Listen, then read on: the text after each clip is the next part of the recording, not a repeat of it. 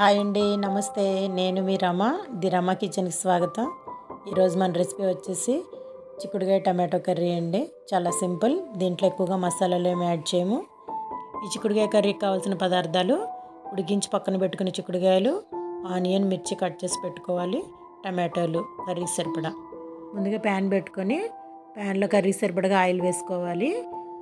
ఉల్లిపాయలు, పచ్చిమిర్చి ముక్కలు వేసుకొని దోరగా ఫ్రై చేసుకోవాలి. ఇక్కడ నేను 1/2 కిలో చిక్కుడుకాయలకి 2 ఉల్లిపాయలు తీసుకున్నానండి. చిన్నవి 2 టమాటోలు. ఇప్పుడు వేగుతున్నటువంటి ఉల్లిపాయల్లో కొంచెంగా పసుపు, కొంచెంగా ఉప్పు యాడ్ చేసుకోవాలి.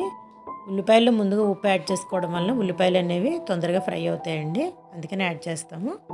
ఉప్పు, పసుపు వేసుకున్న తర్వాత కొంచెంసేపు కలుపుకొని దోరగా ఫ్రై అవనివ్వాలి. ఇప్పుడు దోరగా ఫ్రై అయినటువంటి ఉల్లిపాయల్లో ఉడికించి పక్కన పెట్టుకున్నటువంటి చిక్కుడుకాయలను యాడ్ చేసుకోవాలి. చిక్కుడుకాయలు వేసుకొని కొంచెంసేపు ఫ్రై చేసుకోవాలి. సిమ్లో పెట్టుకుని కొంచెం మగ్గుతాయి.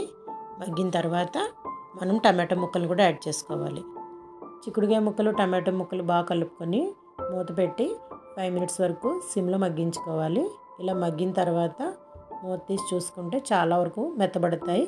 ఈ స్టేజ్లో ఉండగా మనం కర్రీకి సరిపడగా కారం యాడ్ చేసుకోవాలి. ఇప్పుడు కర్రీ ఉడకడానికి సరిపడగా వాటర్ వేసుకోవాలి. వాటర్ మరీ ఎక్కువ వేయకూడదు. ఆల్రెడీ మనం చిక్కుడుకాయలు బాయిల్ చేసి పక్కన పెట్టుకున్నాం కాబట్టి చాలా తక్కువగా నీళ్ళు పోస్తే సరిపోతుంది. వాటర్ వేసేసి మూత పెట్టి ఇంకొక 5 to 10 మినిట్స్ వరకు సిమ్లో ఉడికించుకోవాలి. కూర ఆల్మోస్ట్ రెడీ అయిపోయిందండి. చివరిగా ఒకసారి సాల్ట్ చెక్ చేసుకొని కొంచెంగా కొత్తిమీరతో గార్నిష్ చేసుకుని వేడి రైస్తో సర్వ్ చేసుకుంటే బాగుంటుంది. ఈరోజు మా వాళ్ళ కోసం నేను చేసిన రెసిపీ అయితే ఇదేనండి. మరిన్ని వంటలతో ది రమ కిచెన్లో మళ్ళీ కలుద్దాం.